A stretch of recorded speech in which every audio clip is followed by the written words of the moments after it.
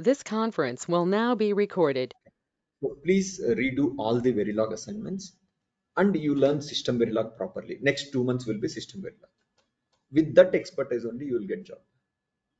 You don't need UVM. My point is if you know System Verilog very well, UVM you can learn in 3 weeks. Exactly 3 weeks. And very advanced level of UVM also you can learn because UVM is nothing different. UVM is built on top of System Verilog. So if you know System Verilog, I will say like this: System Verilog is 100 things, UVM is only 20%. UVM is 100, System Verilog is 100%, then UVM will be only 20-25%. I'm telling based on my experience. Even to teach System Verilog, I cannot teach less than 8-9 weeks. If I try to teach anything less than 8 weeks, quality won't be there. But same UVM, I can teach same quality within 3 weeks. That means that much less content is there in UVM. So do Verilog very well. The mistake people do, please remember uh, that they don't revise at all. Every Saturday or Sunday maybe you want to take off. Saturday 3 hours you only spend for Verilog or digital design. Everyone, you're understanding, right? Why I'm telling like this is people don't do that. From now, every Saturday 3 hours is for Verilog or digital design. You should just redo one assignment. What will you do on Saturday? You will redo one assignment from Verilog. Pick any random assignment, just redo. That way what will happen is you will be in touch with the subject. When you go to interview, they are not going to focus on how many things you know. If you say I know Verilog, system Verilog, UVM protocol, all that, that's not what is important. Their focus will be, okay, you know Verilog, how much depth you know, how good you are with Verilog. Let's say if I give you any design, so they won't give you interrupt controller, they won't give you SPI also, they may give you new design. Will you be able to understand the design? Will you be able to come up with the ports, inputs, outputs? What is the logic? How many blocks are required? Okay, will you be able to implement the behavioral logic? Will you be able to implement the test bench for that? Will you be able to develop the test cases? Please prepare in that direction. So redoing the assignments will help you very much in that. In fact, I think you got 2-3 days break, right? That is the reason we have given the break. I mean, before starting System Verilog, I had told to our admin to give it 2-3 days break so that you will get to revise everything again. Okay, I'm not going to focus on attendance, anything. All I'm going to focus is assignment completion. You know the quality of assignments, right? And it's going to help you immensely. Okay, so let us now continue with the System Verilog. Most part of the System Verilog I will be handling. Okay, so System Verilog,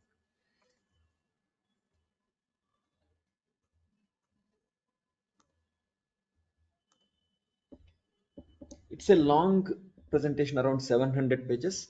So it's going to take time, 8-9 weeks, but each day will be worth it. I mean, there is a new things you learn. Okay, uh, we'll try to keep it as simple as possible. Here also, the criteria of System Verilog course is, have you completed all the assignments? At the end of 2 months, it is definitely going to go for 2 months. That is July, August. Mid of August, it's going to go to.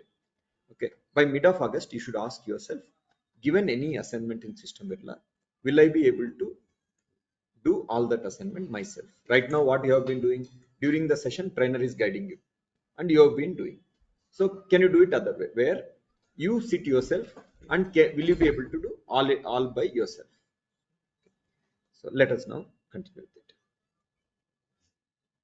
So, the expectation in this course is that you are familiar with Verilog. Like you should be familiar with the basics of Verilog. Okay, what is task? What is a function? Given a requirement, how to write a task, how to write a function.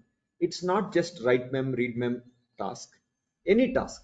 Someone gives you a task, it has got this many input argument, this many output argument. You should be able to at least start. You should not tell that my institute only taught me write mem, read mem. I don't know other tasks. Will it work? All right. You should be open with at least starting off with the things. Then basics of what is an array, what is a vector, how to work, do you know how to write a for loop for array? Everyone knows how to write a for loop for array. Do you know what is vector? Okay. Can there be integer vector? Yes or no? No, right? It's no, you should say confidently no, right? No. You know how to write a module, what is a port, what is input, what is output, where to use reg, where to use wire. Do you know? Can someone tell me where to use reg? Okay.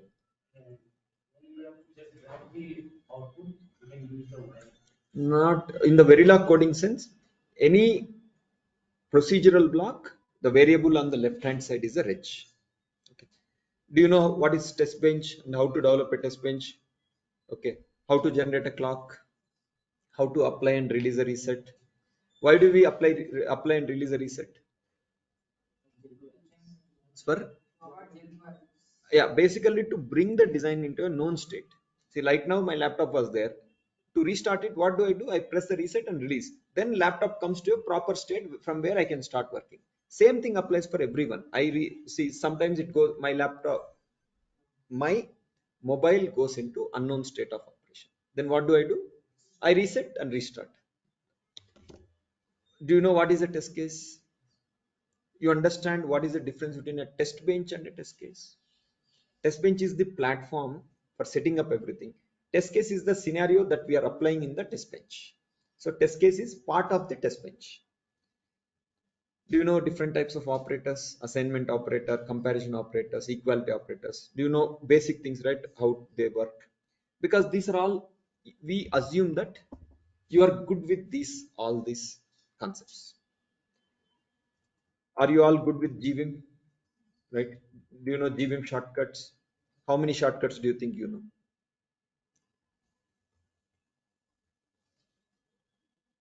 At least 20, 30,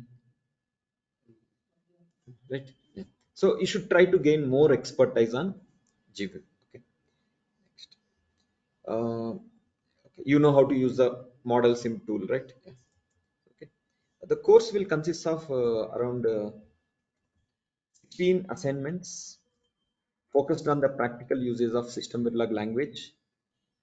A student will gain good expertise on SystemVerilog. When you do this, you will become expert with SystemVerilog.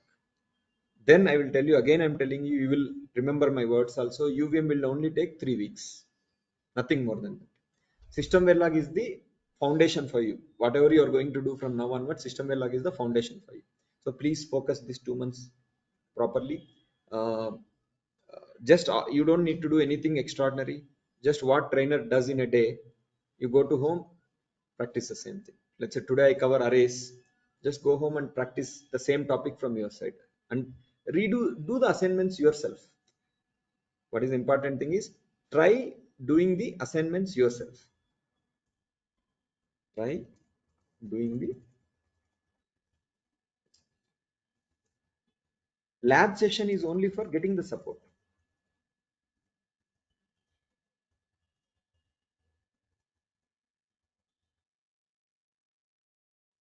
You should not think that today's session is over at 2 o'clock or whatever, or 12:30 till 9:30 tomorrow I'm free. That's not how you should think.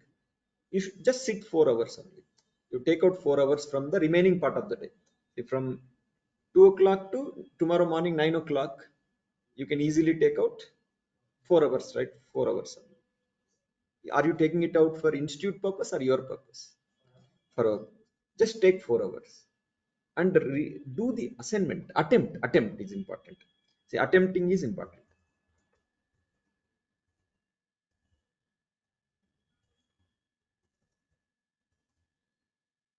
No need to do 100%. You don't need to get 100% correct. You don't need to do each and everything also. Attempt is important. Why attempt is important? Can someone tell me? Tell me. Why only attempt is important? At least attempting is important. Why? Tomorrow when trainer teaches the same topic, you know where you have gone wrong.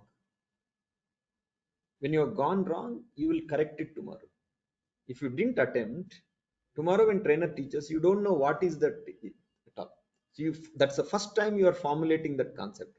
Whereas when you attempt yourself and when you come tomorrow and trainer teaches you, you will be able to formulate in the right manner how to approach, where you have gone wrong.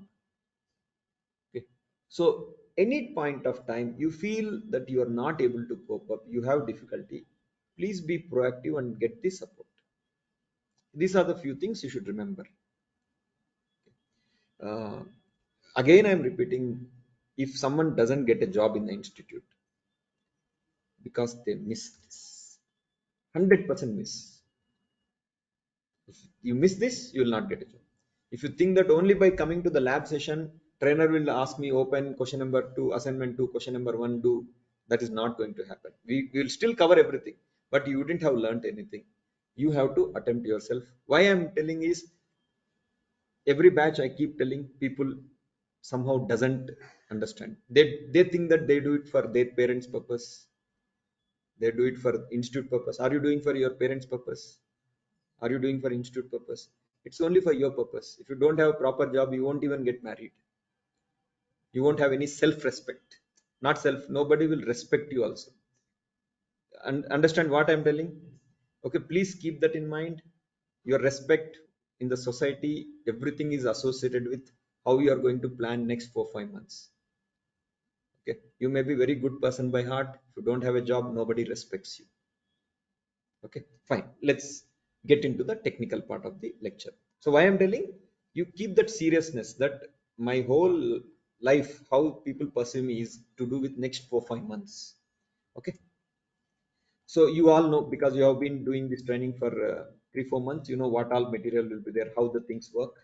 Okay. What is the expectation from student? Complete assignments as per schedule. All you do is just 4 hours outside of class hours.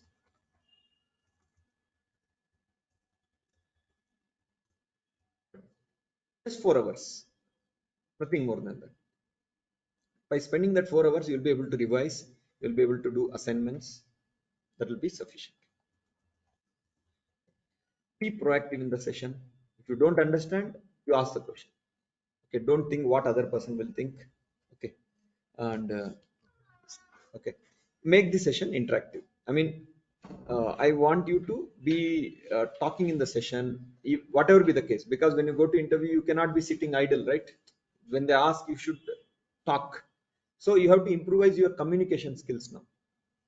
Okay, uh, that is going to help you immensely. So we are going to start with the training. Okay. I'm not going to go into functional verification overview. We'll talk about this topic. See, I would directly jump into system Verilog course objectives. Okay. I'll keep this functional verification overview very brief, a 5 minutes overview, because I want you to focus more into system Verilog language concepts. Do you all understand what is functional verification? Why we do functional verification? Do you understand?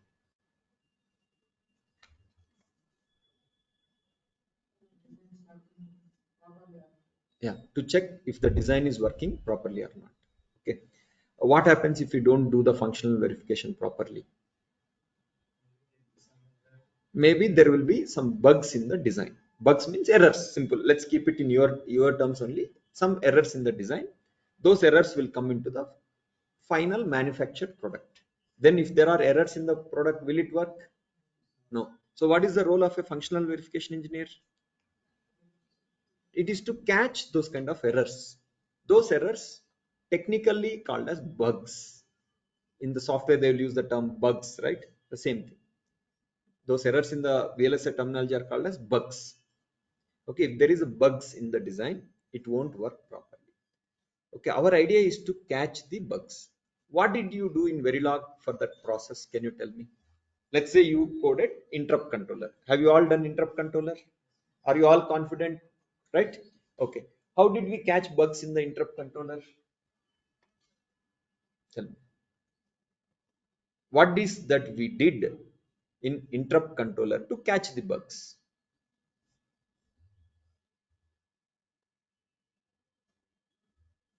Online students also can participate. You don't need to pay any additional thing to participate. You can also participate in the session. Tell me, how did we catch? What is that we did in interrupt controller Verilog code to catch the bugs? We run the design file in the transcript window through vlog commands Basically, during what we did is compile. we developed a interrupt controller test bench. Through that, we implemented different test cases. What test cases did we develop? We gave different priority level to different peripherals. By running that, we checked in the waveform whether is the interrupts getting serviced in the proper order. Based on that, we confirm that interrupt controller is working fine or not. Do you all agree? Let's repeat again. So what did we do in that project? We have developed Verilog code for interrupt controller. As part of that only, we developed a test bench for interrupt controller using Verilog. What did we do in the test bench? We developed various test cases where we are checking different priority levels. Second, then we tried highest peripheral having high priority, lowest peripheral having highest priority. Third is what? Random priority. So we tried various things. Okay. Then we ran the test case and we checked the waveform. By checking the waveform, we figured out that design is working fine. That is how you verify a design in Verilog. When it comes to SystemVerilog, the same thing can be done in a better manner. Whatever you did in Verilog can be done in a better manner with more efficiency. Okay, SystemVerilog also doesn't do anything different. In SystemVerilog also we'll do functional verification only. Even in Verilog, whatever we did verification is called as functional verification only. The terminology is same. Functional verification in Verilog, functional verification in SystemVerilog, functional verification using UVM. It's just that when you move from Verilog to SystemVerilog, things improve. The way you do the verification improves. When you move from SystemVerilog to UVM, the things even get better. Okay. We'll give you a simple analogy, very simple analogy of what is Verilog, what is SystemVerilog, what is UVM by taking a simple example. Okay. Let's say we are talking about a house construction.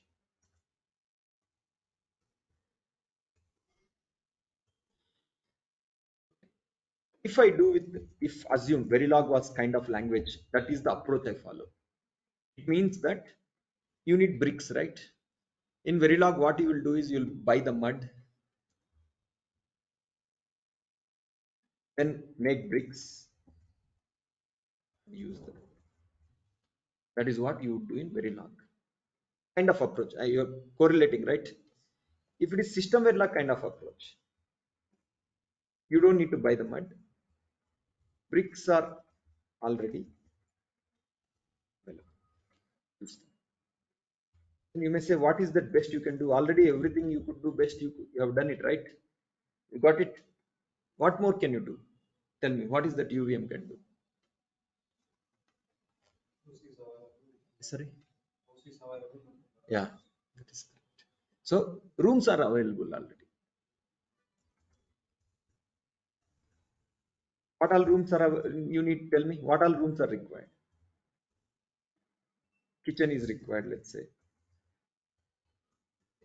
Bedroom, a living room, balcony. I'm just writing randomly, okay? They will come automatically. You just have to structure them for your requirement, customize for your requirement. Let's say this room I want 15 feet by 20 feet. I will tell develop a living room with 15 cross 20. It will automatically make a living room for me 15 cross 20. Then what I have to do? I have to get living room model, kitchen model, bedroom model, balcony model. I just have to assemble them. So my house is ready. Whereas in SV, what we have to do?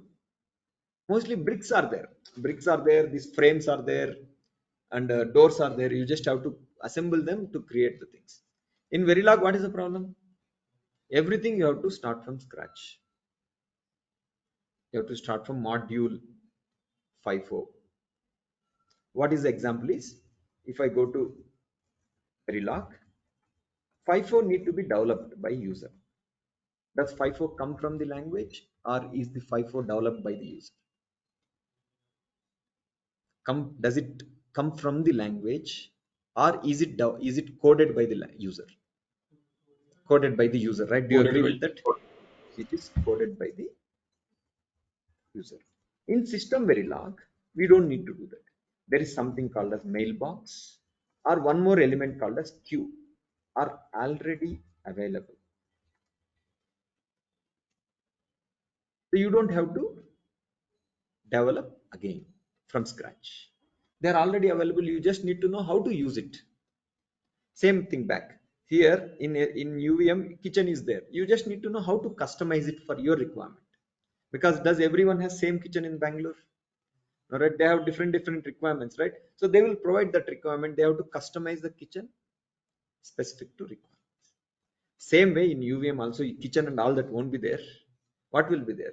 Driver class, monitor class will be there, generator class will be there, scoreboard class will be there. You just need to use it and customize it for your specific requirements. So do you understand where does SystemVerilog come into picture? So SystemVerilog is good or not? It is good. Then what is difficult part of SystemVerilog? What is difficult with SystemVerilog?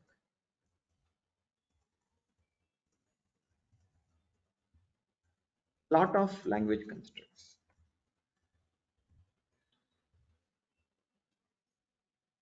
Like if Verilog is 15%, SystemVerilog is 100%. In Verilog, what all things are there? Module, always. Tell me next. Assign, task, function. What else? Operators are there. Data types are there. Generate is there. What else is there? Fork join is there. What else is there? Sorry. Repeat those conditional statements. While loop, Compile. repeat, for loop, case. What else is there? Tell me. Blocking, non-blocking, right? If so many things are there, SystemVerilog has 3-4 times more than that. It has got things like associative arrays, dynamic arrays, functional coverage, assertions, interface, different things are there. Learning those things is the only difficult part.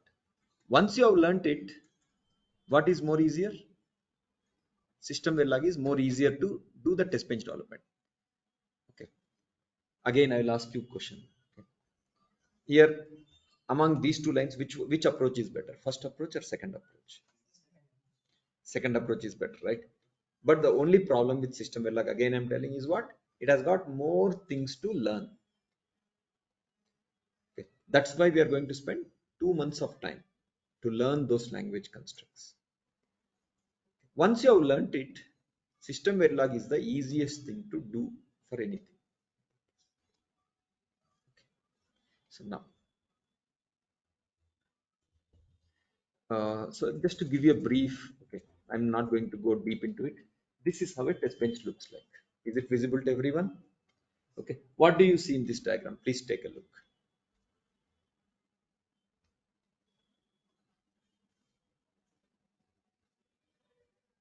In the middle, DUT is there. What does DUT stand for? Design under test. So that is the design we are testing. For example, if I take interrupt controller. So interrupt controller is the design under test for me. To verify that, I set up a test bench. In Verilog, what we do is we set up everything. In Verilog, what would be the approach?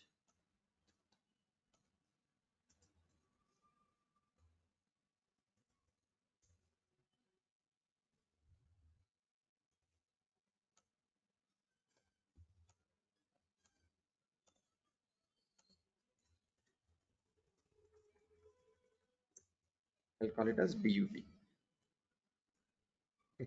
In Verilog, this is the Verilog Testbench. You remember that concept module TP we wrote end module. That whole thing in between we write all the code, clock generation, clock reset, then generating the interrupt, everything. That is all this one. Then they both are connected. How they are connected? TB and controller through port connections. The design is instantiated in the test bench. So in Verilog, what we do is everything we do it in one block only. In SystemVerilog, you have separate blocks for everything. Again, let's take a simple analogy. Going back to the house example, Verilog is like one one very big room, one big room where everything is done. System Verilog is like room divided into, sorry, house divided into different rooms based on the requirements.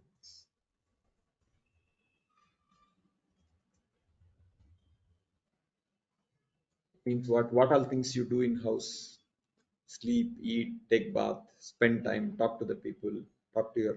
Okay, you know what you do. Okay. In Verilog, if Verilog kind of example is there, it's just one big room. You imagine your house where there are no walls, only one big room is there. There only everything is being done. System Verilog means your house where kitchen is separate unit, dining hall is separate unit, living room is separate unit, balcony is separate unit. So everything having separate thing is what is System Verilog. That kind of approach is called as modular approach. The house we live currently is a modular house where everything is separate. Where we sleep is different, where we eat is different. That kind of approach is called as modular. So System Verilog promotes the modularity.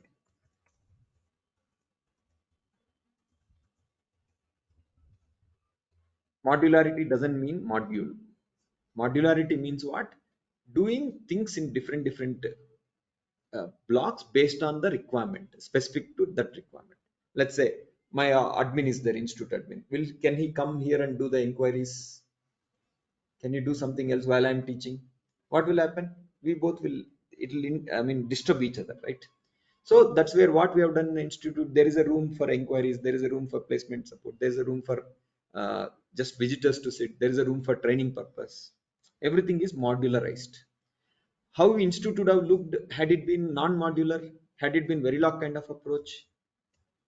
It would have been like one big room is there where one part of the place manager is sitting, another part of the place staff is sitting, another place in the same room training is happening, in the same room another training is happening. Is this correct? Will it work? It won't work, right? That is how you do in Verilog. What is mean by that?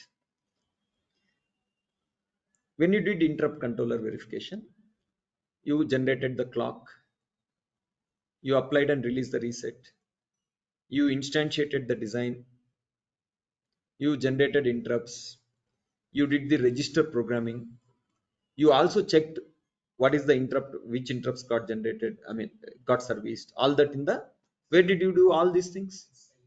In same module TB. You remember either TB or top test bench module, we did everything. That is like this exam where we are doing everything in one common place. What would have been if we do the same thing in System Verilog? If I do the same verification in System Verilog, how it would have looked like this diagram, where generating scenario will be done in one place. You give that scenario to the BFM, BFM will drive it. Driving will be done by different component. Collecting the scenario will be done by one component called as monitor. Going forward, you will see that we'll do something called as functional coverage that will be done in a different block. Generating the expected output and collecting the actual output and comparing will be done in a different block. Keeping track of how many pass happened, how many fails happened is done in a different block. So in System Verilog kind of approach, all the activities we divide it into multiple smaller activities. Generation is one activity. What is generation? Scenario generation. You may be wondering what is scenario? Programming a register is a scenario. Driving interrupt, what kind of interrupt pattern you want is a scenario. Any input you want to give, let's say I'm typing my laptop. If my laptop is a design under test, entering this keyboard is a scenario. What other scenarios will be there for laptop? Tell me. Assume my laptop is a design under test. What other scenarios will be there? Talk loudly, talk loud. This is how you talk in your house. No, right? You'll shout, right? Same way, shout here also, no problem. Because when you go to interview, when you talk, that person should see that you have that confidence level. Yeah, talk. Tell me, what else will you do in laptop? Yeah, that is how you should. He was silent all this time. Now he's talking. I want you to do the same thing.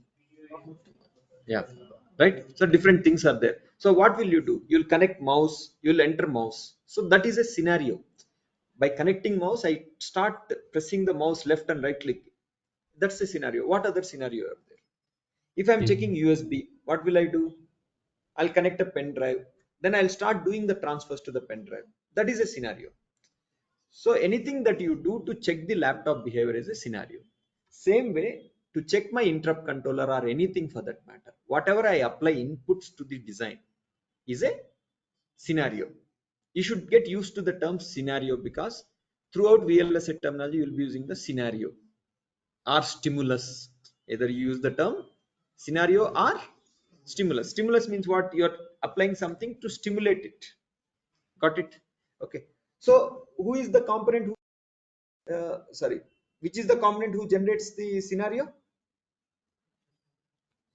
Scenario generator. There is a component called as scenario generator. What does scenario generator does? It generates the scenario, and whom does it give it to? BFM. Okay. BFM and scenario generator are connected using what? In between, what do you see? M. What does M stand for? It stands for mailbox. It's like a FIFO. I told you, right? Whatever you have FIFO in Verilog. What is the equivalent in SystemVerilog? Mailbox. Mailbox is like a same FIFO only, but we don't call it as FIFO. We call it as what? Mailbox. Okay. What do we do in if it is FIFO? Whatever I put, BFM will get it. And what BFM? What does BFM stand for? Bus functional model. BFM stands for what? Bus functional model. It models this functionality. What happens here? Then what does it do? It drives the inputs to the DUT. Same inputs are collected by whom?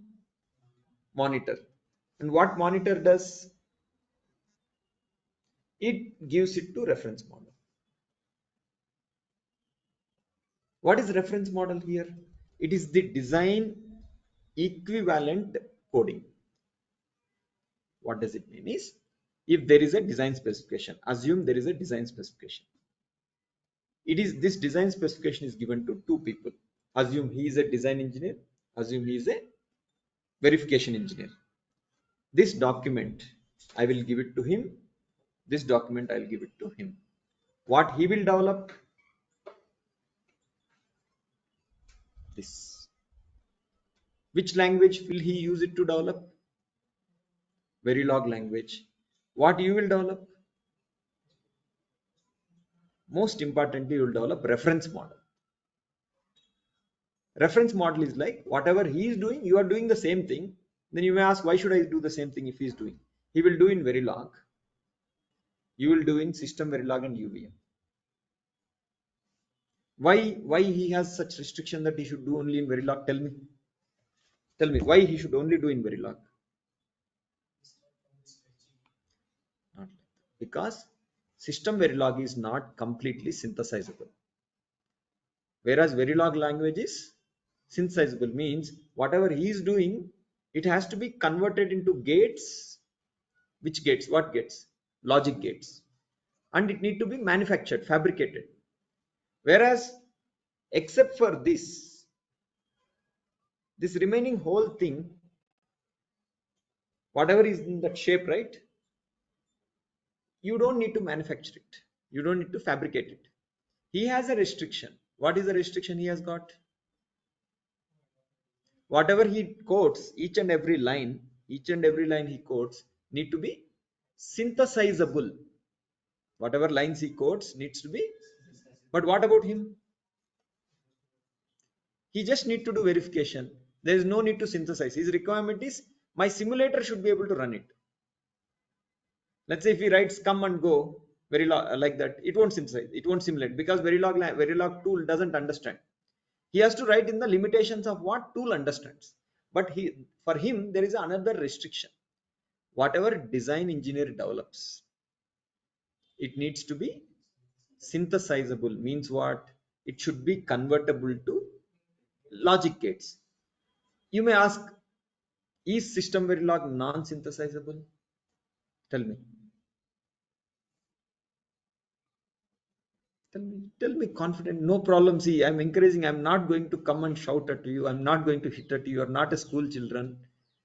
Are you school children? No, right?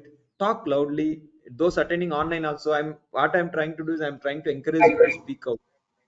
Right? I'm encouraging you to speak. Sir, Yeah. Yeah. sir, as System where system Verilog is mainly for test bench, so system Verilog is not completely synthesizable, sir. That is, as it more suitable for test bench, so it is not completely synthesizable like Verilog. yeah, exactly. That is correct. So system Verilog is not like it is not synthesizable. Some part of the system Verilog is synthesizable. Some part of system Verilog is non-synthesizable. What about Verilog? Is Verilog completely synthesizable? Yes, sir. No. No. No. No. No. Is initial synthesizable? No.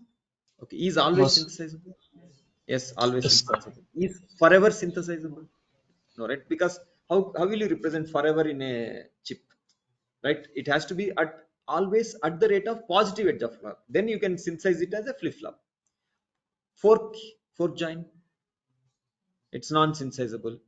Hash delay, while loop, no. Repeat 10 times, no. Assign, assign is synthesizable, right? Assign will become a gate, logic gate. So like that, even in Verilog, there are few things which are synthesizable. There are few things which are non-synthesizable. Okay. In system Verilog, there are few things. There are a lot of things which are non-synthesizable. So general criteria is he will follow. See, as a design engineer, he will have a restriction that he has to only use synthesizable constructs only.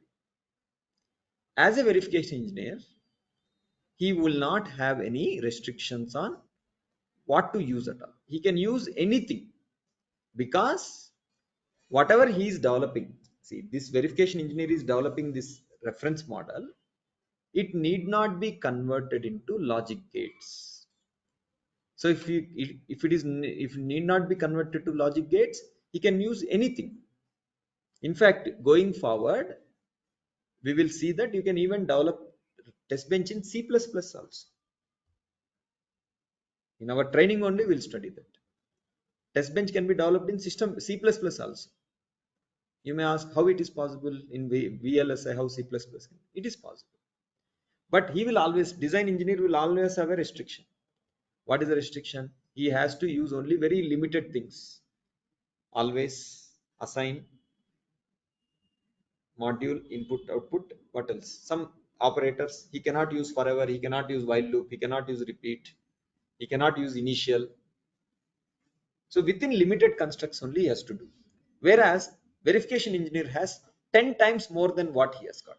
He has only one option. Let's say this person, verification engineer, has 10 options. Who will be, for whom the job is easier? For him, right? Simple. So that is where design engineer takes a lot of time actually. So how does verification start? Let us try to understand. But then what is the goal of this next 10 minutes? This diagram you should be able to understand. And if I ask you, you should be able to develop this diagram all by yourself. I'm going to explain from scratch. Okay. First, what did we do? What was the input for both of them? Specification was the input. Design specification was the input for both of them.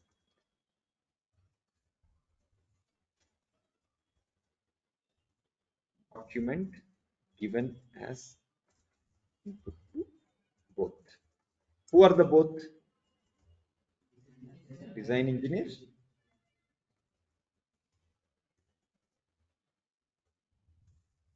verification engineer. There are two. What design engineer will develop? He will read the spec, he develops the design.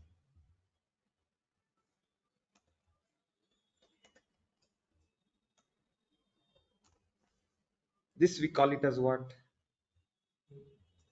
DUT, the design under test. Okay, why are we verifying the DUT? Because he may have done something wrong. If we don't verify, what will happen? That will go into the chip, and my phone will, my final electronic product will not work properly. Then what did we do? So to verify that, we need a proper systematic process. So what is that we do? The very first thing we do is we develop, let's say we develop reference model,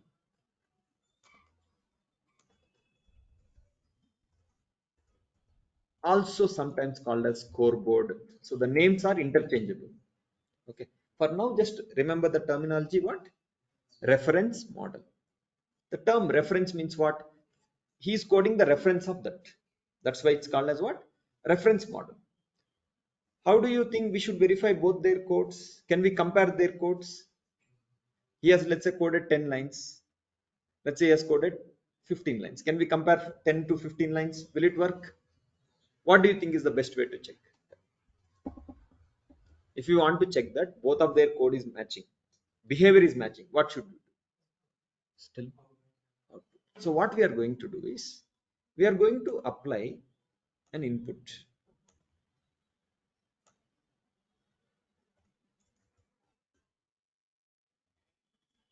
The same input I'm going to apply here. What I'm going to do? I'm going to apply the same input to both the design and reference model. Now design will give me an output. Reference model will give me an output. Tell me, what do you think I should do with this output? Compare, right? Very simple terminologies. Compare. If they both match, both of them are working, both of them are same. If they don't work, there is somewhere mistake. Either he has done a mistake or he has done a mistake. Then we'll debug. Who has done the mistake? We'll debug. Got it, right? So there are two parts to this test bench. One is applying the inputs to the, if is one part. Second is what? Collecting output and checking the outputs. Let's again revise. So this test bench has how many aspects? One is generating the inputs and applying the inputs. So every test bench has two parts to it.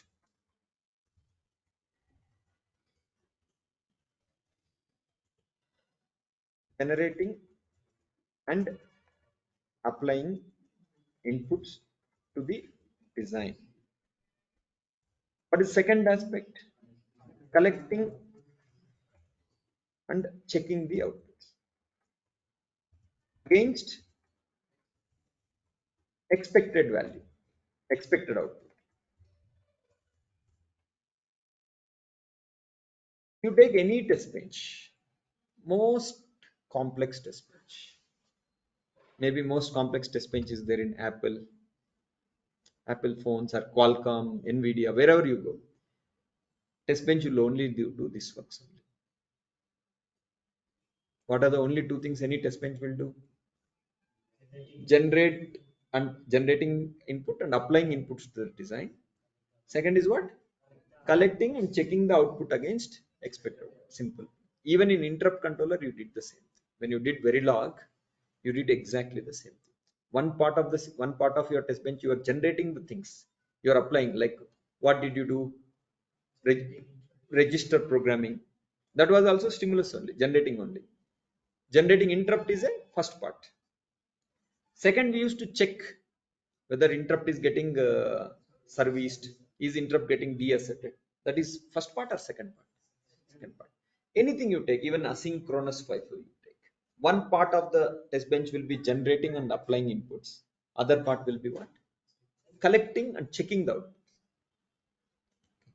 So the components which are used for generating and applying inputs are called as generator and BF. Tell me, which one do you think will be generating? Which component will be generating? Name itself tells you generator. Which component will be applying inputs to the design? VFM. Simple. There are two components. One for generating, other for applying inputs to the design. Okay. Third component will be there called as functional coverage. It will check, have you applied all the things? Is there anything that is pending which you haven't applied? Let's say you are supposed to generate 10 possible things. Let's take a simple example. Laptop is there. You all gave me inputs, right? Let's again revisit. Keyboard, USB, HDMI port, display, touchscreen, different things you want to check. What functional coverage will tell me is at each time it will keep reminding me that, okay, you have checked keyboard, you have checked USB, but you still haven't checked HDMI. You still haven't checked VGA port. Like that, it will tell me this much part of the thing you have checked, this much is still pending. So should I consider it as part of generating or checking logic? It should be part of generating logic. Checking means what? Is checking the correctness of the output. It is not checking the correctness. Functional coverage is only telling me that you are supposed to check 10 things. You are supposed to apply inputs for checking 10 things, but you have only checked so far how many things? 7 things. So 3 things are still pending. So that's why I'll consider functional coverage as part of the generation logic. What is used for checking purpose? Monitor, reference model, checker, scoreboard, and assertions.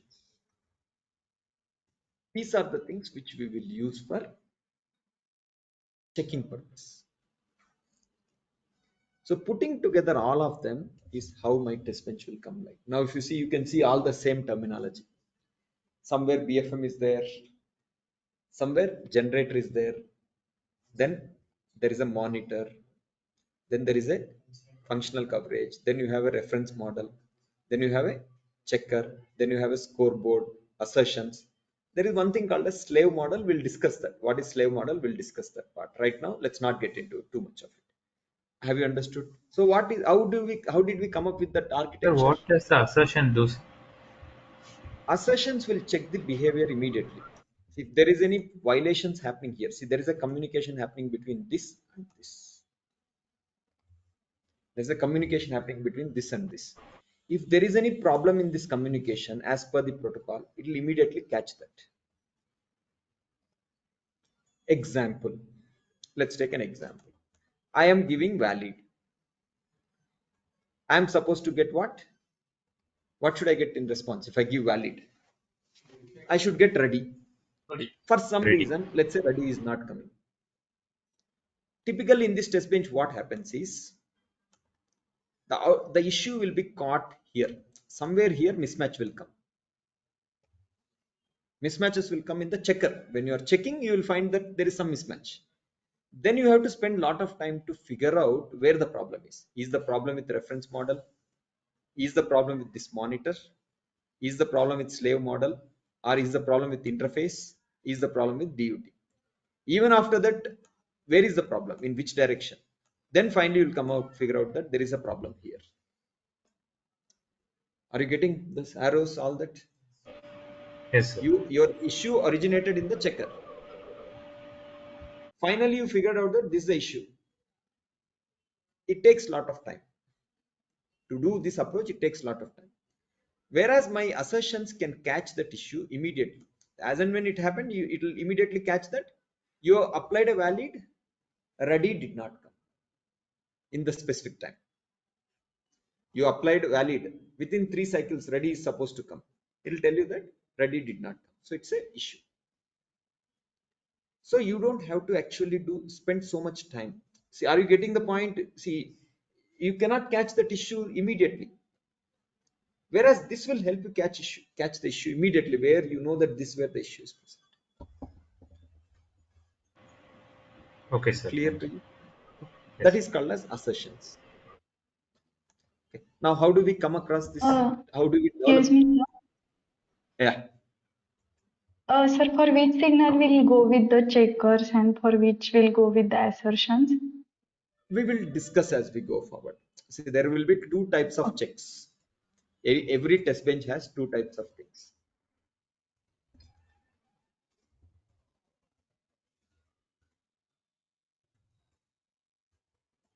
One is called as data integrity checks.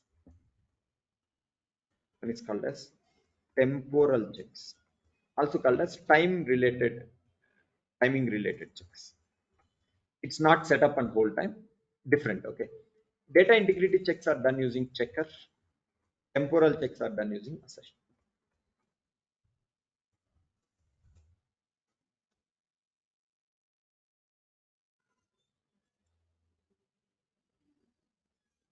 Right, how many types of checks are there? Two types. What is the first type of check? Data integrity. Who does the data integrity checks? Checker.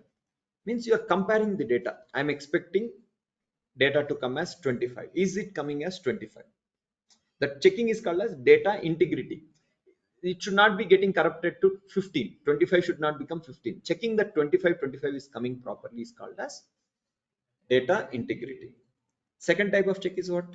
Temporal check. Who does the temporal checks? Sir, is it something like the Assertions will- CRC, sir? Sorry? Is it something like CRC check, sir? No. Yeah, everything. Any data check is a data integrity check. Temporal check means timing checks. Let's say I gave valid within 3 clock cycles, ready should come. So checking whether that is happening in the 3 clock cycles is called as temporal. Let's say I gave reset. Address should happen after 10 clock cycles. Checking whether address is happening after 10 clock cycles is the temporal. Timing. We are checking the timing related, delay related behavior. That is done in the assertions. Checker only does the integrity value comparisons. Clear to everyone? Okay. Okay, sir.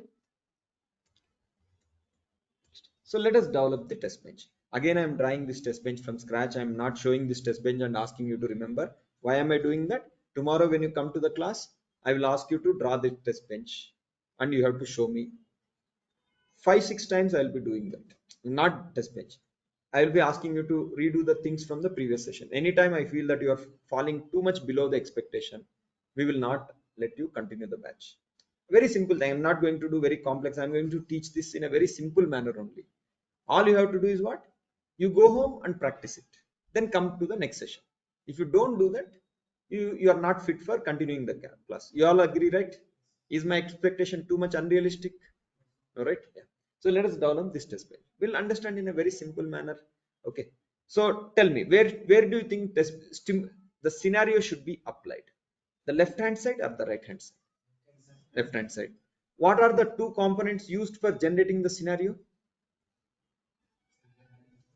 Generator, BFM. So we draw two components called as. You have to ask like this only when you are developing this test bench. BFM, generator, BFM.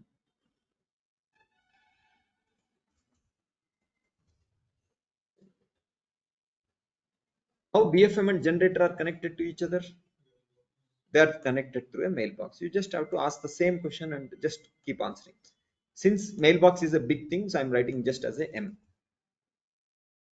Then they are connected. You can just show any connection just like this. Then these inputs are again same inputs need to be applied to reference model. Only difference is this is developed using which language? SystemVerilog. This is developed using which language? Verilog. Verilog works at a signal level, individual port level. What about SystemVerilog? What type of language is SystemVerilog? Object oriented programming language. It is based on object oriented programming. That means it will expect everything to come as an objects. For it, inputs is an object, output is also an object. For this, input is a signal,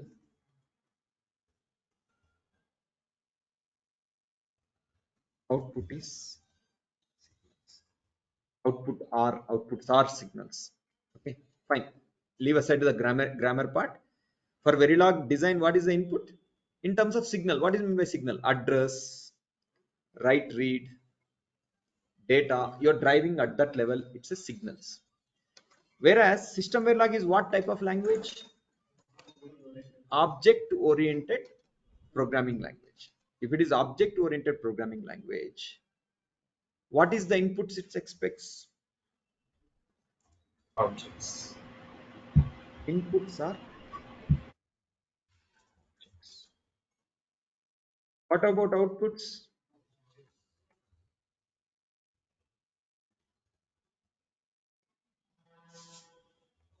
Inputs are objects, outputs are also objects. Here, what is the communication? Signal level. Here, object level. To convert signal level to object level, I need one component called as monitor. I need what? A monitor. What does monitor do? It collects the information at the signal level.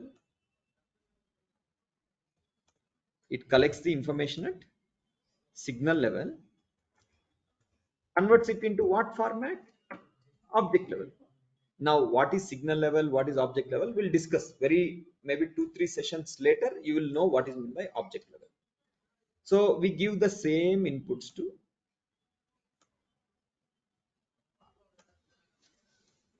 reference.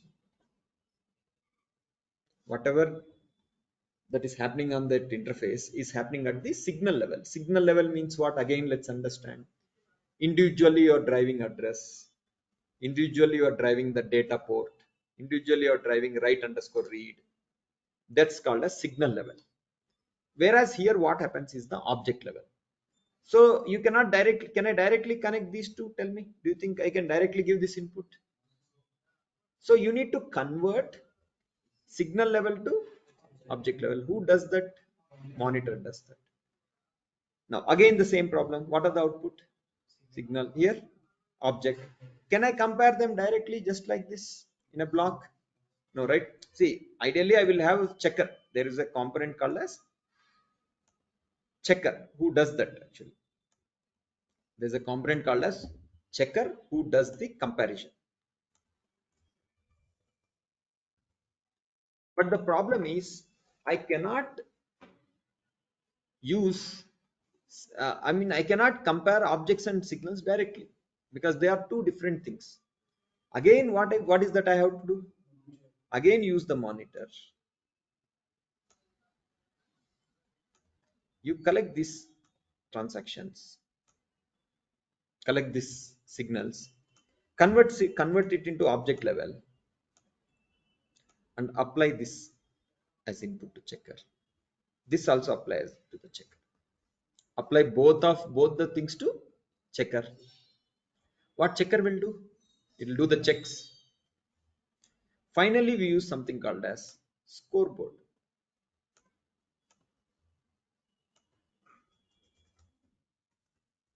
What is scoreboard in anywhere cricket? What is scoreboard means? Display, right? What is the status? How many overs? How many wickets? How many runs? Run rate? Different things they will give. Same thing here. Nothing different. I mean, not that how many overs and how many runs here. What do you think it should tell? How many scenario transactions you generated? How many passed? How many failed? How many errors are there? That information will be available in the scoreboard. So arrow should be from checker to scoreboard or reverse?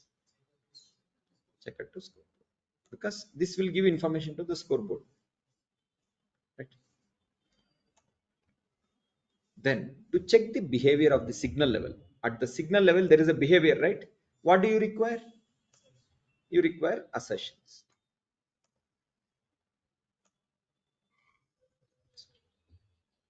You require assertion. Here also we require assertion. So that is this connection.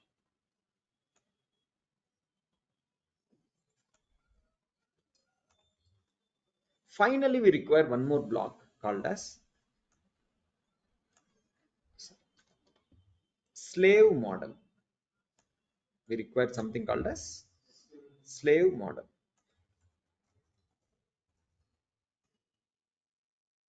Here you require, till this point, are you clear?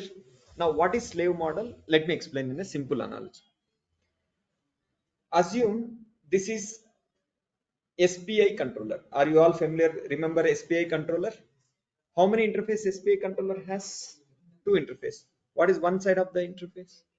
APB, that is called as host interface or processor interface. Either call it as APB interface or processor interface or host interface. All three of them are same. What is other interface? Slave interface. If I don't connect any slave, can I use SPI controller? Will it work? If I don't connect SPI slave, will it work? Because it will be open, the port will be open. It's like having a laptop where I didn't connect any pen drive and I am transferring to pen drive. Will it happen? Let me again repeat. What are we trying to discuss now? What is the need for a slave model? Slave model is like the pen drive you are connecting into the USB drive. Like, okay, don't think that always where is pen drive. Don't ask like that. Okay, it's like a pen drive you are connecting into the laptop so that when you do the USB transfer, they will go to the pen drive and they will come back. Without pen drive, will you be able to use the USB port? Same is the problem here. If I don't connect anything here, this port will be empty, open. If it's open, where the transactions will go, where the response will come from? You're getting? If there is no slave model connected, where will my request go? From where the response will come from? Like the way in USB, if I don't connect pen drive, if I do some USB transfers, to whom the requests will go, from whom the response will come? That problem you are going to face. Do you understand now? What is the other component I said related to generation, scenario generation? To check that how many scenarios you have generated, how many you have not generated. Functional Functional coverage. coverage. Functional coverage. Where do we connect functional coverage? Somewhere here only. Somewhere here only. So that will be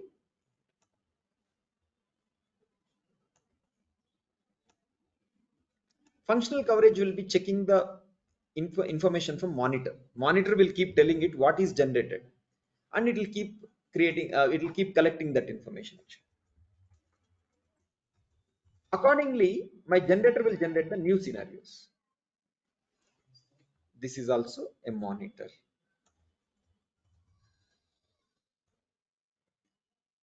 So my test bench will look like. Only one last thing we need to understand here is generator gets test name as the input. The test case as the input. Test case will tell what scenario to generate. The generator works based on the test case. See, if you tell me verify keyboard, I'll start typing keyboard. So my test case is what? Check the keyboard. If you tell me verify USB, I'll start checking the USB. So what I'm going to check from the generator is dependent upon what test case we are running. So this is the test bench architecture diagram. This diagram is called as what? Test bench architecture diagram.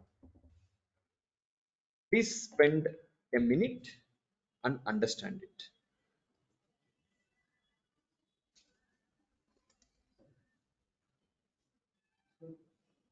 Yeah.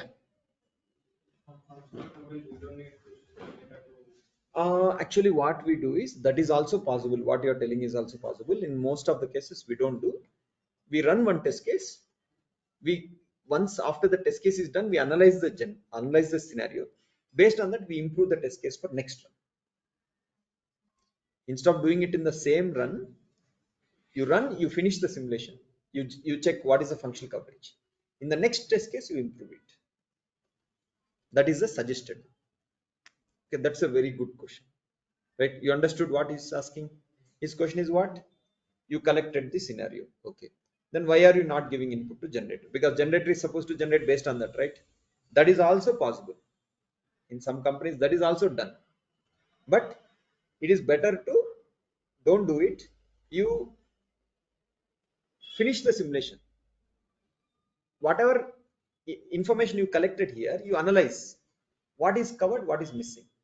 Then you accordingly improve the generator for the next test case. then that connection, this connection will not be required between generator and compilation. So in real time, it won't happen like that. In real time means in the when I'm using laptop. No, laptop. See, in laptop, am I verifying the laptop? I'm just using the laptop. That's all. In real time, there is nothing like. In real time, there is no test bench also. So it is a byproduct of that. Not like that. See, what we are doing here is, it is a process of we are verifying the DUT. By the time the DUT came into your hand, it's already exhaustively verified. You don't have to develop a test bench. So as a user, you purchase a mobile phone. You're not doing the functional verification. You're not going to set up the test bench. So you don't need anything, because by the time it is in your hands, this mobile phone has got tested already for all these possibilities. Is that clear to you? Any other questions? Okay. Let's do one activity. You remember this diagram, everyone? Remember? Okay.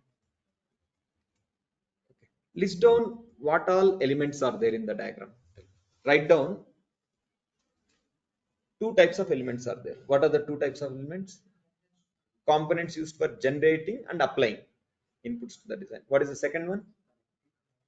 Sorry. Checking, collecting the outputs, checking the outputs. Can you write down all those components in each category? Two categories you should write down. What all things in the first category?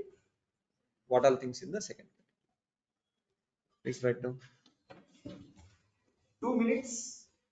I want you to write down. I will be checking those attending online also. I'll be randomly asking some person. You should actually post. I should not even be asking. As and when you are done, you should be posting the answers in the chat window.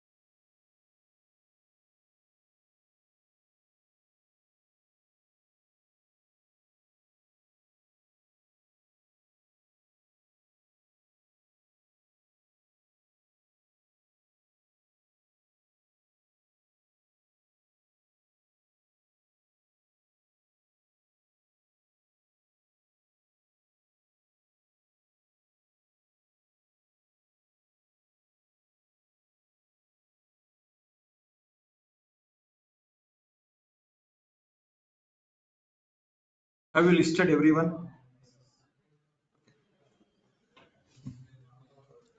So what are the components for generating? Generator, BFM, functional coverage. What are the components for collecting and checking? Monitor, reference model, checker, scoreboard, and assertions. Right. Why these terms are important is, after, for your, let's say you're going to be functional verification engineer for whole lifetime. That means what, next 30-40 years you're only going to work on these things. Means anything you do in your verification, either you are going to develop a generator, you are going to develop a BFM or coverage or monitor reference model, one of these components only. How many types are there? Totally 8 types are there, or maybe slave model. Let's take one more model called as slave model. Totally 9 types of components are there. Any test bench can only have 9 types of component. You go to the most complex test bench in the VLSI industry. That test bench also can be formed using only these 9 components. Are you getting what is the importance of this topic? Let it be mobile phone SOC, let it be server SOC, let it be router SOC. That all test benches can be only developed using these 9 components only. Sometimes people will call BFM as a driver. Generator will be called as some other name. But eventually, everything in the test bench, the most complex test bench, will always have only these 9 components only. Okay. And have you understood how the components are connected to each other? So now I am not going to ask you to draw this diagram, but tomorrow when we meet, I am going to ask you to draw the same diagram. It is not like just by hearting and coming logically. What did we do? We draw DUT. On top we have drawn reference model. Then how did we apply input to the design? How did we apply inputs to the reference model? What is the difference between design and reference model? Yes, design is based on signal. It works at the signal port level. So to convert them, what do you need? Monitor. Then what is the where do you compare both of them? Checker.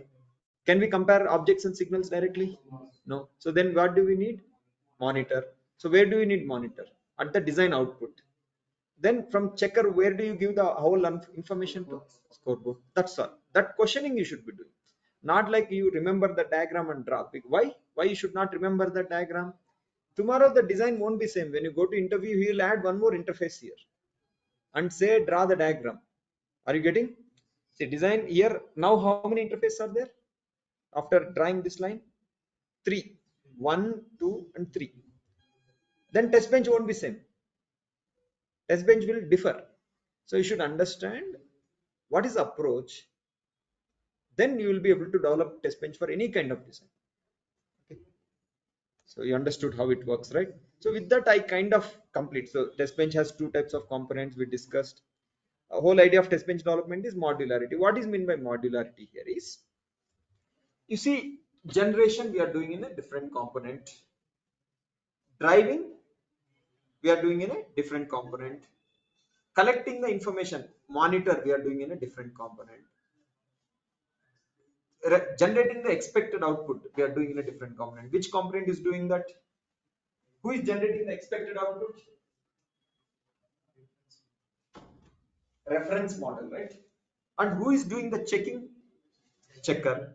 So like this, we divided the overall test bench functionality into 7-8 categories: generation, driving, monitoring, checking the signal level behavior. Who is doing checking signal level behavior? Assertions. Behavior checking is done by assertions. Who is collecting the coverage information? I mean, what is covered, what is not covered? Functional coverage. Who is generating expected output? Reference model. Who is checking the expected and actual outputs? Checker. Who is keeping track of number of passes and fails? Scoreboard. Who is generating? Who is acting like a slave? That's so simple, very simple. Test bench is only this much.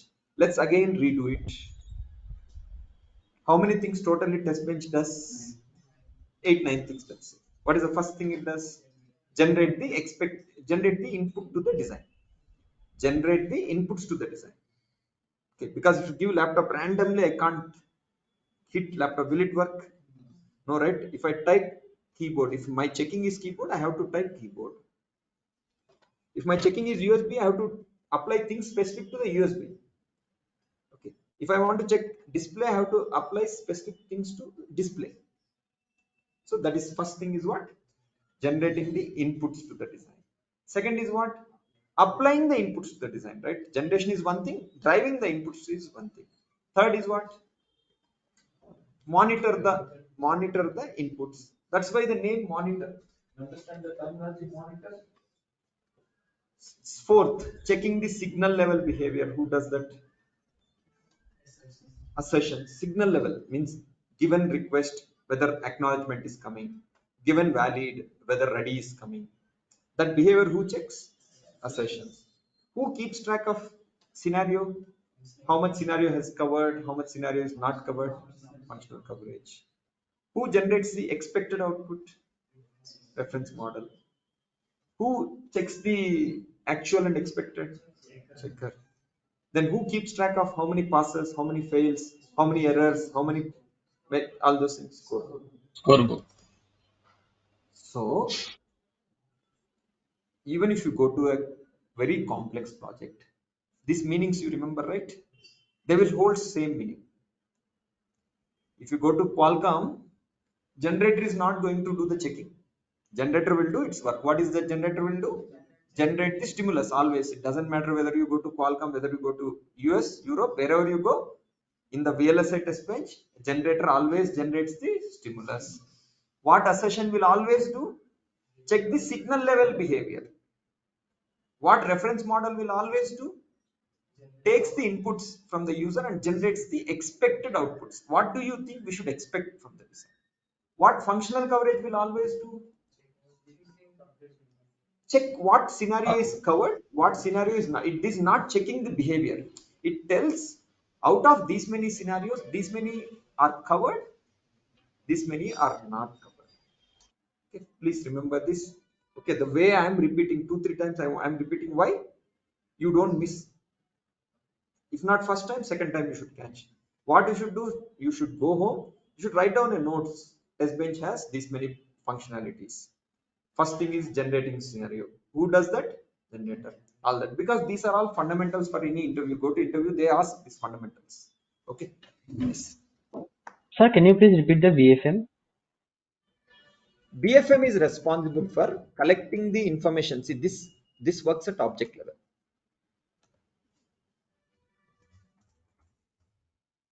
Whereas this is at signal level, port level.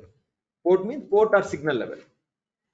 So BFM is responsible for getting the information at object level and driving it at the signal level. Now the question comes, what is meant by object level? The question most of you will have is, what is meant by object level? That we will discuss in a session. One session later or 2 sessions later, you will understand what we mean by object level. I'll give you very simple, quick analogy. I mean, example only. So if I write class APB transaction, end class, bit 31 down to 0 address, bit 31 down to 0 data, bit write read. If I instantiate APB transaction as TX, this is called as object level. I'm generating the whole information as one unit. We are generating the whole information as one unit. That is called as object level. Here, it's not going to work at the object level. I have to drive individual address, individual data, individual write read pins, everything individually I have to drive. So this is called as signal level. So the BFM is responsible for getting the information at object level and driving it at the signal level. Are you fine? Got it? If you ask me, it is doing the reverse of which component? Tell me. BFM is the inverse of which component? Monitor. Monitor. What monitor is doing? Collecting the information at signal level, converting to object level. What BFM is doing? Getting the object level, converting it into signal level. It is valid. It is everyone does that observation. I mean, that's a very valid observation. We'll discuss why, if they are doing reverse, why you need, we'll discuss all that. Any questions so far? Okay. Do you understand what is meant by modularity? Everyone? Sir, Modularity helps. Yeah. sir, why you are saying that reference model should generate the expected output, sir? Why should it generate the expected output? We are doing the same design in system Verilog now, sir. Yeah, why we are generating, why reference model should generate expected output is without having expected output. I'll give you simple example. What is 6 plus 7? Tell me. 13. So how do you know 13 is correct? 13, sir. This reference model will give you 13. This is the design where you give 6 comma 7. This will also give 13. This is reference model where which is there in my, let's say calculator is the design, my mind is the reference model. So if I give 6 plus 7 13, my mind also will tell me that being a reference model, it will tell that 13. So I compare both. If I don't have any reference model at all, how will I check, how will I confirm that whatever is coming here is it correct? How can I say that this is correct? For that you need reference. Did you understood? Yes, sir. Yes, sir. Okay. Any other questions?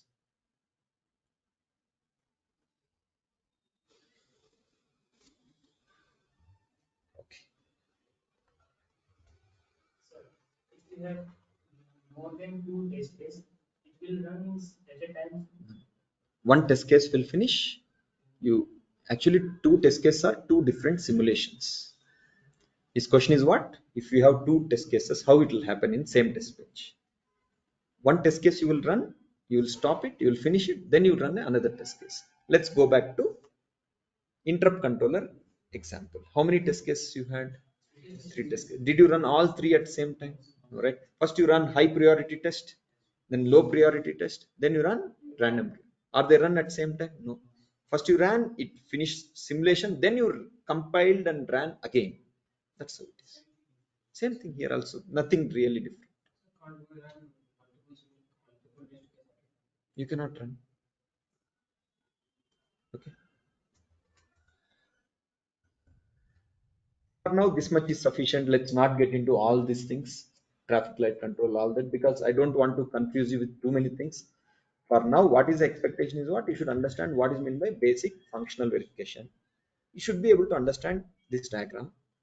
Our final goal of this training, overall training, is you should be able to develop this test bench using SystemVerilog and UVM, and you should know what is generator, why we do generator. When you know what is generator, you will be able to develop the generator code.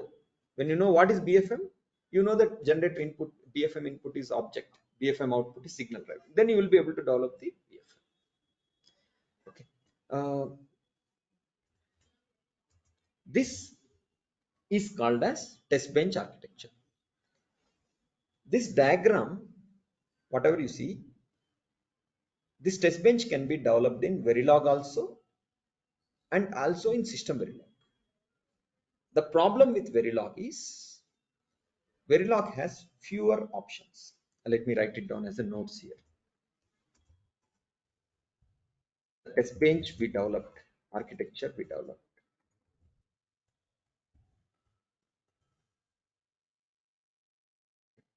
can be implemented using Verilog, SystemVerilog, UVM. Same diagram, code can be developed using Verilog. Same diagram, code can be developed using SystemVerilog and also using UVM. You may say, if it is possible to develop using Verilog, why are we not doing Verilog? Why do we need SystemVerilog? Simple, right? Very simple question. Because you know Verilog and you have a diagram. Then next question should be, why should I learn SystemVerilog when I can do it using Verilog itself? So let us now come to the question, why Verilog is not preferred.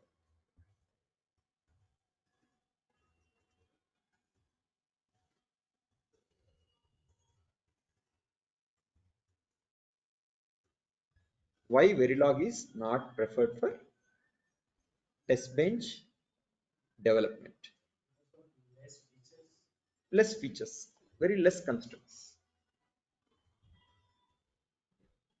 Features means what? I would not say features, less constructs, less number of constructs, minimum constructs. It is more suitable for design coding only. Requirements of a test bench, Verilog cannot fulfill because test bench has various types of requirements. More of that we'll discuss. Whereas when you go to SystemVerilog, what SystemVerilog gives is it has got lot of constructs. So there is a specific constructs for implementing monitor. There's a specific constructs for implementing functional coverage. There's a special type of constructs for reference model. For every requirement, you have a lot of constructs, which makes bench development lot easier. The simple analogy is this one.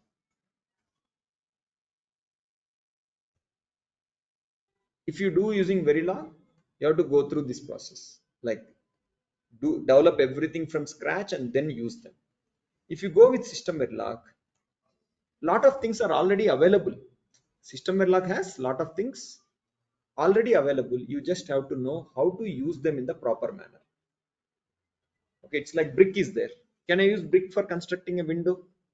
Right, window has a different material to be used. So as a person who is using, you should know what to be used for window, what to be used for walls, what to be used for doors.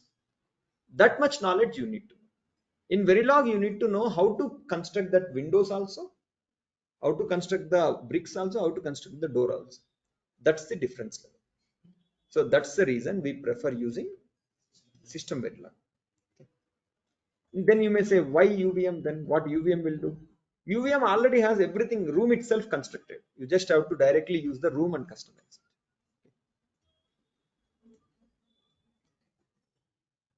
Now I hope this diagram is clear to you. In summary, please read this once. Another 5 minutes, we'll take a break.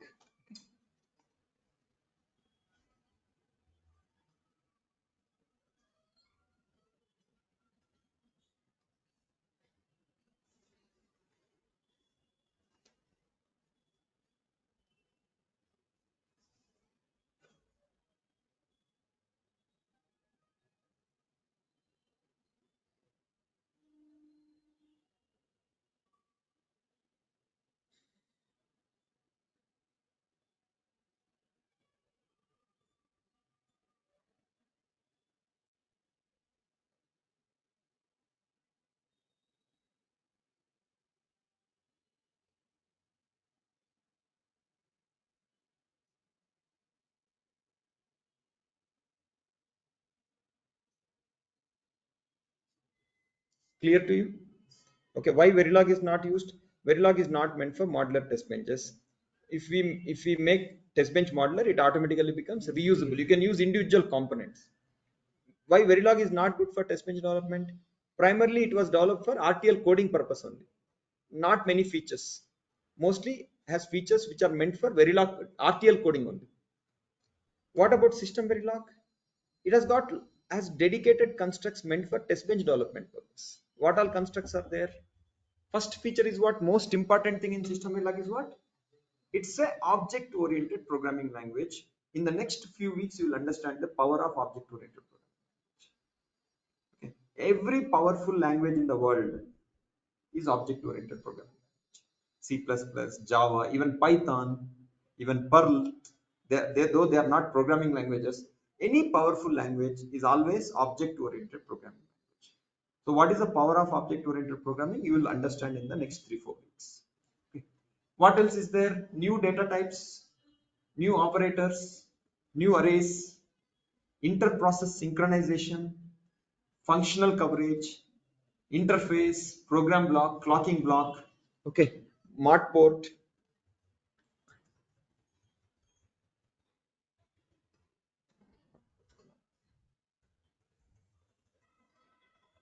Then fork join, constraints and randomization, assertions, DPI, scheduling regions. So it has got a lot of things which makes test bench development easy. How about UVM? Let's not get into it now because I don't want to confuse you with too many things.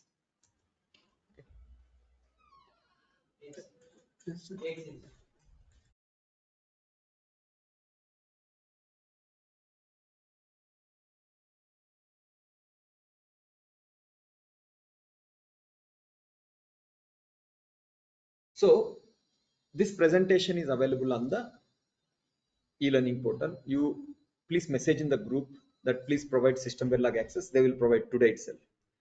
Please do these questions yourself. Okay. Why these questions are important is these are some of the important interview focused questions. When you go to interview, they will ask you what are the components used for checking purpose. They will ask you simple question: how SystemVerilog and UVM helps with test bench development.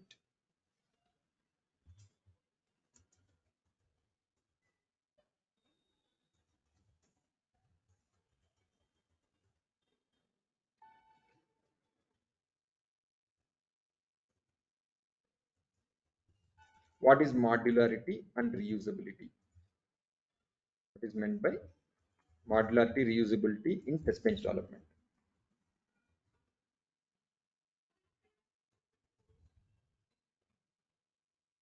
When do we close functional verification?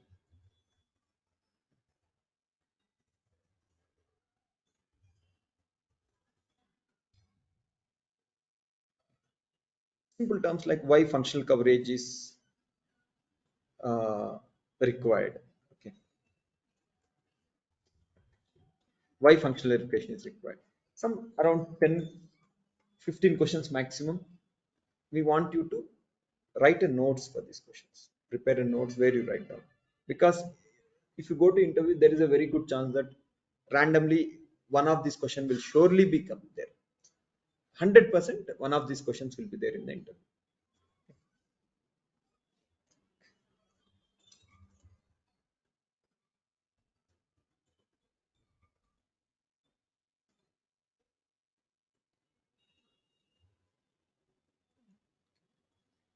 Let's spend 10 minutes and we will just quickly go over SystemVerilog objectives, course objectives. Okay. SystemVerilog course objective is to learn all the language constructs. Our first goal will be to learn all SystemVerilog language constructs. Means what is meant by mailbox, what is meant by queue, what is meant by dynamic array, what is functional coverage, what is code coverage, and how to use them practically. Write simple examples to check these construct uses. I would not say test case. Simple examples. So for example, in Verilog, if I ask you to write an example for fork join, you know, right, how to write a fork join example. Same thing. Exposure to, okay, these things are the advanced aspects which we'll do later. And once the language is done, you would learn the other aspects. How to use the SystemVerilog to set up a test bench for a complex design. But for next 2 months, these are the only two goals for you. Next 2 months. First, let's understand what is the need for a SystemVerilog. First is due to the complex designs. Hello everyone, I am ending the session in another 10 minutes, so hence I am not giving a break. After 10 minutes, we'll end the session also. Okay.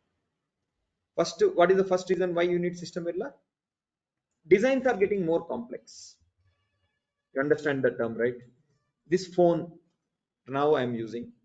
10 years back, the phone didn't have so many features in terms of the hardware.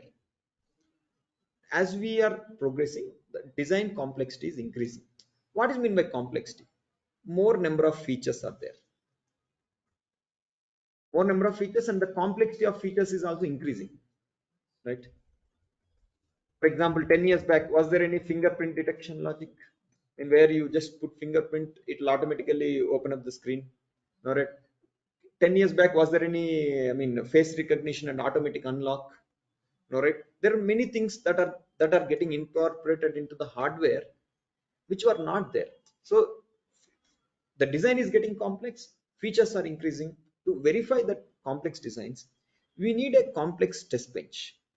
So we need a complex test bench, right? If the design is complex, our test bench also should be complex. So SystemVerilog is good at developing complex test benches.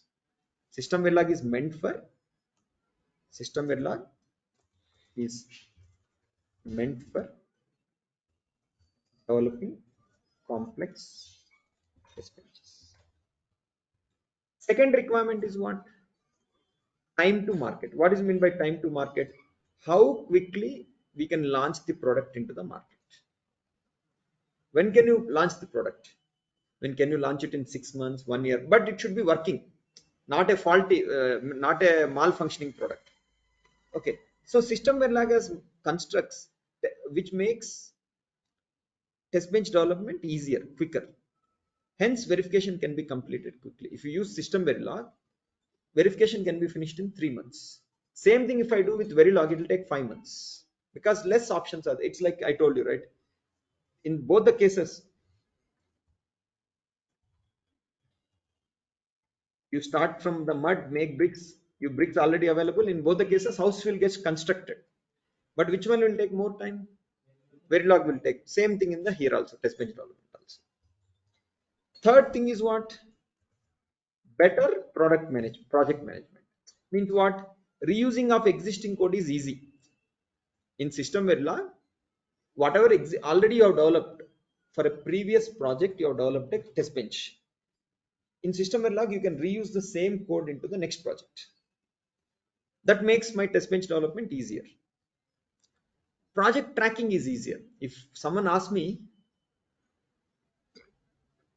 how much verification is done, I can tell I am done with 75% of verification. In SystemVerilog, it's very easy to tell because of two numbers: functional coverage, code coverage.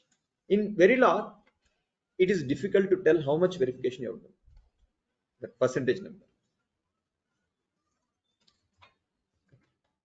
This is need for SystemVerilog. Now running SystemVerilog code with the question it's same. How did you do in Verilog? Same thing here.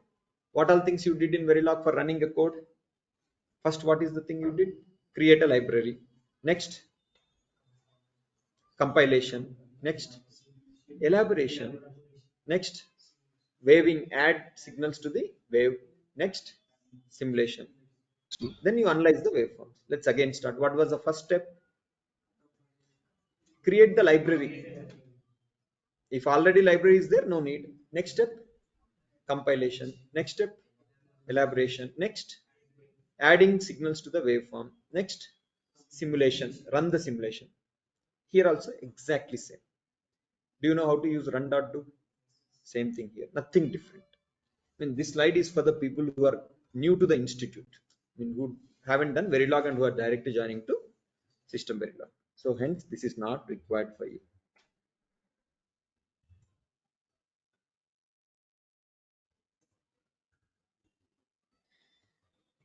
So 5 minutes, we'll just quickly finish off SystemVerilog language concepts. Okay. Going forward, you'll see that SystemVerilog has two types of two data types. See, rather let me give you a top level overview of how it is going to work. Initially, for 2 days, 2 to 3 days maximum, we are going to focus on literals. You know what is literals, right? How to give hexadecimal values, how to give octal values, how to assign a value to a string. You know what is operators. All the operators in Verilog are there in SystemVerilog. SystemVerilog has more operators. See, SystemVerilog operators is nothing but Verilog operators plus newly added operators. So our focus will be only on newly added one. Do you think shall I teach Verilog operators again? No, right? Arrays. In Verilog, we had only fixed size arrays. Everything was fixed in size. In SystemVerilog, there is something new called as dynamic arrays, associative arrays, queues. We'll discuss about those things. Once we are done with these basic fundamentals, once we are good with literals, data types, operators, and arrays, then we'll move to object-oriented programming. Object oriented programming will go for 2 weeks. Okay, 2 to 3 weeks. Then we'll move on to the other aspects. This overall will go for 8 weeks duration, 8 to 9 weeks duration. The duration depends upon how do you do. If you go very slow, it will extend for 12 weeks also. If you want it to go very slowly, it will extend for 12 weeks also. Okay, yeah. We'll stop the session here. I think you'll have a lab session at 4 p.m. right? Please don't miss the lab session.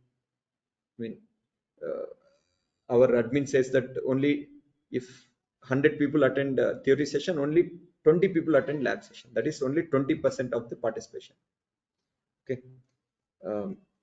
Please remember, you are not doing all this for myself, my sake, or institute sake, not even for your parents' sake. You're doing only for your sake. If you don't learn, if you don't get a good job, you will not have absolutely zero respect in the society. Understand? Okay, we'll end this session here. Those who have joined